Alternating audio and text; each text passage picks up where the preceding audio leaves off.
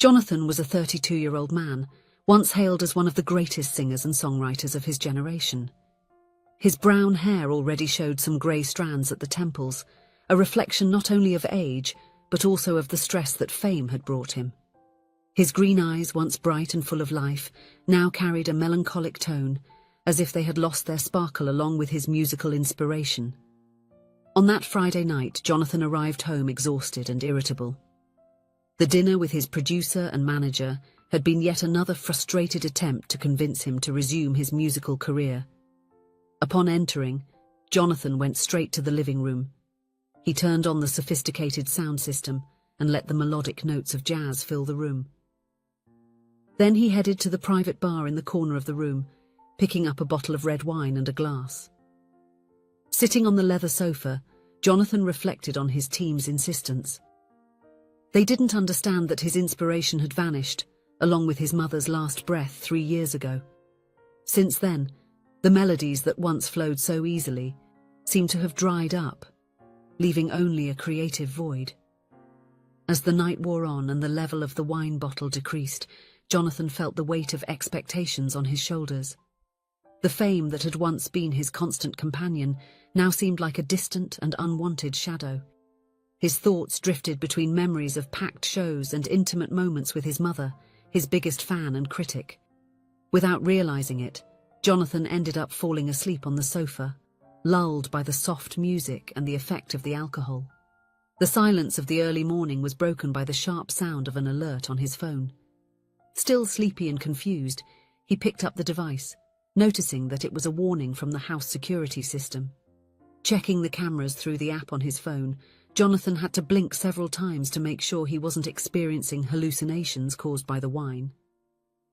On the small bench in the entryway of his house, there lay a woman dressed as a bride. Intrigued and a bit apprehensive, Jonathan stood up, staggering slightly. He approached the door, hesitated for a moment, and then opened it. The soft creak of the door startled the woman awake. She sat up quickly, her eyes wide with surprise and a little fear. Jonathan stood there, observing her for a few seconds. The woman was young, probably in her early 20s. Her wedding dress, though slightly wrinkled, was clearly haute couture. Her blonde hair was partially loose from the elaborate hairstyle, and her makeup was a bit smudged, as if she had been crying. "Who are you? What are you doing here?" Jonathan asked, his voice hoarse from sleep and drink. The woman stood up, her hands trembling slightly as she smoothed out her dress. "I'm sorry, I didn't know what to do. My name is Jenna," she replied, her voice shaky. I ran away from my own wedding." Jonathan blinked, trying to process the information. "You ran away from your wedding and decided to sleep on the porch of my house?" Jenna let out a nervous laugh. "Sounds crazy, doesn't it? I was wandering aimlessly around the city. I didn't want to go back home, and I no longer trusted my friends. This bench seemed like a safe place to rest for a bit." Something in Jenna's vulnerability touched Jonathan. He sighed, running a hand through his hair. "Look, normally I wouldn't do this, but you seem to need help. Do you want to come in and tell me what happened?" The relief on Jenna's face was visible. "I would be very grateful. I promise I'm not a crazy person or anything like that." Jonathan opened the door wider, allowing Jenna to enter. He guided her to the living room, offering her a place on the sofa. "So why exactly did you run away from your wedding?" Jonathan asked, sitting in an armchair opposite. Jenna took a deep breath, her hands clasped in her lap. "I found out that my fiancé cheated on me, and the worst part is that everyone knew, my parents, my friends. Everyone wanted to cover it up so the wedding would happen anyway." Jonathan frowned. "That's terrible. I'm sorry." "Thank you," Jenna said softly. "I just couldn't go through with it. So when everyone was busy with the final preparations, I slipped out the back of the church and started walking. I don't even know how long I walked until I got here." Jonathan looked at the clock. It was already past 3 in the morning. "Well, it's very late, or very early, depending on the point of view. Do you have somewhere to go?" Jenna shook her head. "Not really. I don't want to go back home now, and as I said, I don't trust my friends anymore. Jonathan hesitated for a moment. The whole situation was unusual and even a bit comical. Maybe it was the effect of the alcohol still in his system, but he found himself saying, "Look, I have a guest room. You can stay there tonight if you want. Tomorrow, with a clearer mind, you can decide what to do." Jenna's face lit up with gratitude. "Really? That would be wonderful. Thank you so much." "Jonathan," he introduced himself. "You can call me Jonathan." After showing Jenna the guest room and providing some more comfortable clothes for her, Jonathan went to his own room. Lying on his bed, he reflected on how surreal that night had been. Finding a runaway bride at his door was not something that happened every day. With that thought, he finally fell asleep. The next morning, Jonathan woke up to the aroma of fresh coffee and something cooking. Confused, he went downstairs and headed to the kitchen. There was Jenna wearing the clothes he had lent her, preparing what looked like a full breakfast. "Good morning," she said cheerfully when she saw him. "I hope you don't mind. Since you weren't waking up, I thought it would be nice to make breakfast as a way of saying thank you." Jonathan, still a little groggy, nodded. "No, it's fine. Thank you." It was then that he noticed a message on his phone. It was from his housekeeper informing him that she was sick and wouldn't be able to work that week. Jenna, noticing Jonathan's worried expression, asked, "Is something wrong?"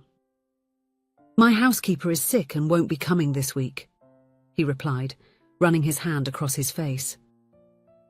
Jenna hesitated for a moment before speaking. "Look, I know this might seem strange, but if you need someone to take care of the house and cook, I could do that. I just ask if I can stay a few more days here while I figure out what to do with my life." Jonathan looked at her, intrigued. For some reason he couldn't explain, he found himself sympathizing with Jenna. "All right," he heard himself saying. "We can try this." The day went surprisingly well. Jenna proved to be an excellent cook, preparing a delicious lunch. Jonathan was increasingly intrigued by this mysterious woman who had appeared in his life so unexpectedly. During lunch, Jenna began to talk a little more about herself. "You know, I was raised to be the perfect wife," she said with a touch of irony in her voice. "Educated in the best schools, I learned to cook, sew, take care of the house and children. My parents ensured that I had the right friendships, and within this restricted circle found a fiancé. They just didn't prepare me to accept marrying a scoundrel. I wasn't going to accept living that way." The tone of venting mixed with indignation, coming from such a delicate woman, sounded a bit amusing to Jonathan, who couldn't help but smile. That afternoon, while Jonathan was in his office reviewing family photos and from his heyday, he heard a sound coming from the living room. It was a soft and skillful melody being played on the piano. Intrigued, he went over and found Jenna sitting at the instrument, her fingers dancing gracefully over the keys. Noticing Jonathan's presence, Jenna smiled. "Yes, I also play the piano, another of the skills my parents deemed necessary to find a good and distinguished husband," she explained, without stopping playing. Jonathan sat in the chair next to her, picking up the guitar resting on a nearby stand. "You play very well," he commented. "Thank you," Jenna replied. Then she looked at him with curiosity. "I know who you are. I used to follow your music. What happened that you disappeared from the spotlight?" Jonathan looked away, strumming a few notes on the guitar. "It's a long story," he said without elaborating on that painful subject. Realizing it was a delicate matter, Jenna didn't press further. Instead, she began to play a gentle melody, which Jonathan recognized as one of his old songs. Without noticing, he started accompanying her on the guitar. Soon the two were improvising, creating a new melody. Jenna began to hum a few random lines, and Jonathan joined her. The words that emerged seemed to tell a bit of each of their stories, expressing feelings they both carried inside. Time went unnoticed as they played. When they finally stopped, it was already night. Jenna prepared something light for them to eat, and they sat down at the table. There was a comfortable silence between them, as if words were unnecessary. After the meal, as if pulled by an invisible force, they both returned to the instruments. This time, Jonathan had a notebook in his hands. As the music flowed, both the melody and the lyrics, he wrote frantically. As the chords flowed and the glasses of wine were slowly emptied, the early morning hours progressed without Jonathan and Jenna realizing it. The room, illuminated only by the soft glow of a lamp, seemed to witness the creation of something special. Jonathan was frantically scribbling in a notebook resting on the arm of the sofa, while Jenna, with her eyes closed, let the music guide her. When they finally reached the end, Jonathan set the guitar aside and looked at Jenna, who was still playing the final chords on the piano. "That's it," he said, with a satisfied smile and a spark in his eyes that hadn't been seen in a long time. Jenna smiled back, exhausted but fulfilled. In the days that followed, Jonathan's house, once quiet and filled with melancholy, transformed into a vibrant space where musical notes constantly echoed. In the mornings, Jenna would make coffee, while Jonathan, still half asleep, strummed chords on his guitar. Afternoons were marked by intense songwriting sessions. Jonathan, sitting on the living room floor with the guitar in hand, let himself be carried away by melodies that flowed like a river, while Jenna contributed with lyrics and harmonies that seemed to capture the essence of their shared emotions. The days passed quickly, almost without them noticing. Amid occasional laughter, passionate discussions about lyrics and piano improvisations, 4 days flew by like a breeze. That morning, Jonathan woke up to the sound of Jenna's voice, humming softly. He smiled, seeing her so comfortable, as if she had always belonged to that place. However, the lightness of the moment was interrupted by the sound of Jonathan's cell phone. It was his housekeeper, informing him that she had recovered and would be returning to work the next day. Jonathan thanked her, but upon hanging up he felt a twinge of concern. It was time to face reality. Jenna would have to decide the next step of her life, and he knew that it might mean watching her leave. The thought brought a lump to his throat that he didn't expect to feel. The next morning, Jenna was ready to leave. She descended the stairs, and under her arm, carefully folded, was the wedding dress that symbolized the life she had left behind. At the front door, the same place where their paths had crossed so unexpectedly, Jonathan awaited her in silence. "So, I guess this is it," Jenna said, trying to sound firm, but her voice betrayed a slight hesitation. Jonathan, leaning against the doorframe, crossed his arms. "It's strange to think that you arrived here with that dress and now you're leaving with it. It seems symbolic, in a way." Jenna looked at the dress and let out a small melancholic laugh. "Yes, maybe it is. It's no longer a sign of who I should be, but of who I chose not to be." Her eyes met Jonathan's, and for a moment, the silence between them seemed to say more than any words.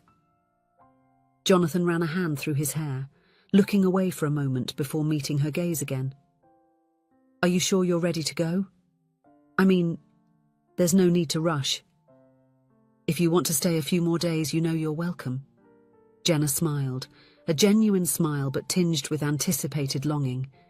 "You've already done so much for me, Jonathan, more than I could have hoped for. Now it's time to face my life and build something new for myself." Jonathan nodded slowly, trying to hide the tightness in his chest. He knew she was right, but that didn't make the moment any easier. "Well, if you need anything, you know where to find me." "Yes," Jenna replied softly. With the wedding dress still in her arms, she stepped forward and hugged him. It was a firm, sincere hug, full of a gratitude that words could not express. When they parted, Jonathan opened the door and stood there as Jenna walked to the taxi, waiting for her at the entrance. Before getting in, she turned back, her eyes shining with a mix of emotions. Jonathan tried to smile, but the melancholy in his eyes was evident. "Take care, Jenna, and good luck with the new chapter of your life." With a final wave, Jenna got into the car. Jonathan stood at the door, watching until the taxi disappeared around the corner. In the days that followed, Jonathan couldn't stop playing and singing the songs he had composed with Jenna. Every note, Every word brought back the feeling of renewal and inspiration he had experienced during those days. Determined, he scheduled a meeting with his music producer. When he showed the new compositions, the reaction was immediate and enthusiastic. "Jonathan, this is it. It's a bit different from your old compositions, but they're perfect," the producer exclaimed, barely containing his excitement. "Let's record in the studio as soon as possible. It will be an amazing comeback." However, Jonathan interrupted him. "Before anything else, I need to talk to my writing partner. These songs are ours, not just mine." The producer seemed surprised but nodded. Of course. Do whatever is necessary." That night, Jonathan stared at the phone number Jenna had written on the corner of a sheet of composition paper. Taking a deep breath, he finally dialed. After a few rings, Jenna's familiar voice answered. "Hello?" "Jenna, it's Jonathan," he said, feeling a wave of nervousness he hadn't expected. "Jonathan, what a nice surprise." Jenna's voice sounded cheerful on the other end of the line. "How are you?" They chatted for a few minutes, catching up on each other's news. Jenna mentioned that she had talked to her parents, making it clear that from now on, she would make her own decisions. "I'm proud of you," Jonathan said sincerely. "Listen, I'd like to talk about the songs we composed. Would you have time for a coffee tomorrow?" "Of course," Jenna responded promptly. "I'd love to." The next day, in a cozy cafe in the city centre, Jonathan explained his intention to release the songs they had composed together. Jenna was visibly excited about the idea. "That's amazing, Jonathan. I can hardly believe it," she exclaimed, her eyes shining with excitement. "I want you to know that all the profits from the songs will be equally divided between us," Jonathan assured. "After all, we created this together." The following weeks were a whirlwind of activity. The songs were recorded and released, becoming an immediate hit. The public and critics praised Jonathan's new musical direction, commenting on how his compositions seemed to have gained a new depth and emotion.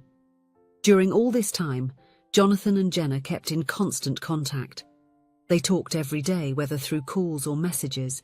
They shared not only updates about the success of their songs, but also about their personal lives, thoughts, and feelings. As the days went by, Jonathan realized that his feelings for Jenna went beyond gratitude or friendship. There was something more, something he hadn't felt in a long time.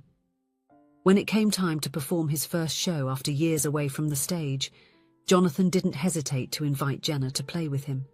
To his delight, she enthusiastically accepted. The rehearsals for the show brought Jonathan and Jenna even closer. The chemistry they had when composing translated perfectly to the stage.